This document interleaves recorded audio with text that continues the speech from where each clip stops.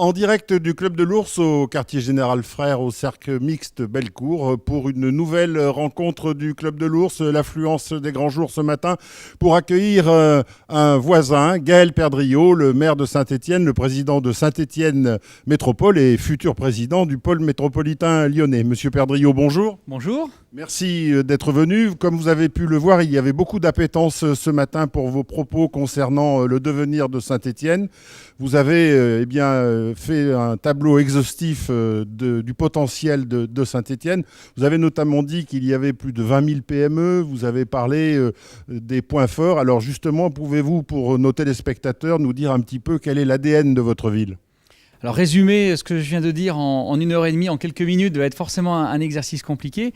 Ce que nous souhaitons, c'est nous appuyer sur ce réseau d'enseignement supérieur. Je rappelle que Saint-Étienne, c'est 25 000 étudiants, 3 000 étudiants étrangers, une université qui présente l'ensemble des filières universitaires disponibles. C'est les grandes écoles qui sont également présentes sur notre territoire, d'ingénieurs, l'ENIS, l'école des mines, l'école supérieure d'architecture, l'école supérieure de beaux-arts et de design, mais également une école supérieure de commerce. Et donc un tissu de formation très important, également en formation professionnelle, puisque nous avons le premier CFA du bâtiment de France, et puis un CFA généraliste des Mouliniers qui permet de former également de très nombreux apprentis.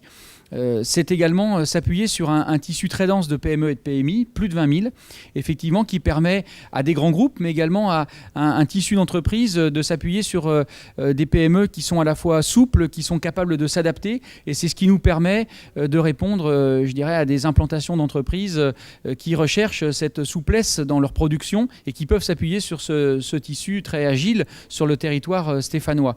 Et puis c'est une politique, j'ai pu la développer tout à l'heure plus longuement, en matière d'habitat, qui nous permet d'offrir enfin, je dirais, à nos concitoyens, ceux qui habitent dans la première, la deuxième couronne, mais pourquoi pas demain des Lyonnais, avec des infrastructures, je pense à la 45 améliorée entre nos deux villes, qui permet d'avoir dans un cadre de vie exceptionnel au cœur du Pilat, avec des infrastructures culturelles, sportives très nombreuses au sein de notre ville, eh bien, un cadre de vie à un prix du mètre carré qui est exceptionnel et qui permet, je dirais, de vivre dans un espace 2 fois plus grand pour le même prix.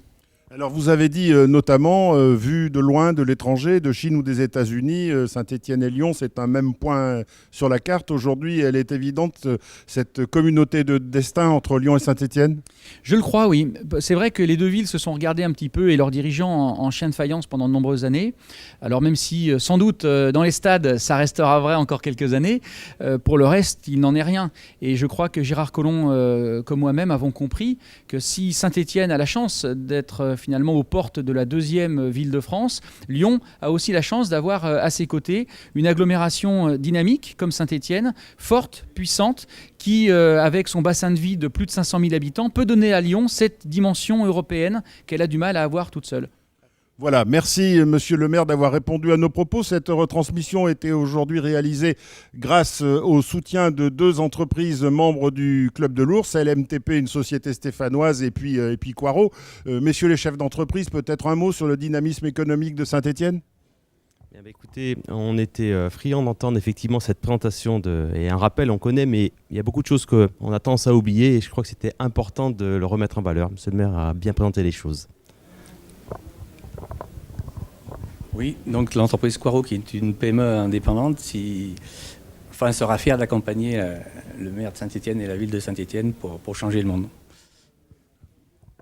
Voilà, merci messieurs. C'était donc en direct du Club de l'Ours pour ce petit déjeuner. Nous vous donnons rendez-vous très prochainement pour de nouvelles informations concernant la communauté de tous ceux qui sont autour de l'acte de construire, d'entreprendre et de bâtir. Merci.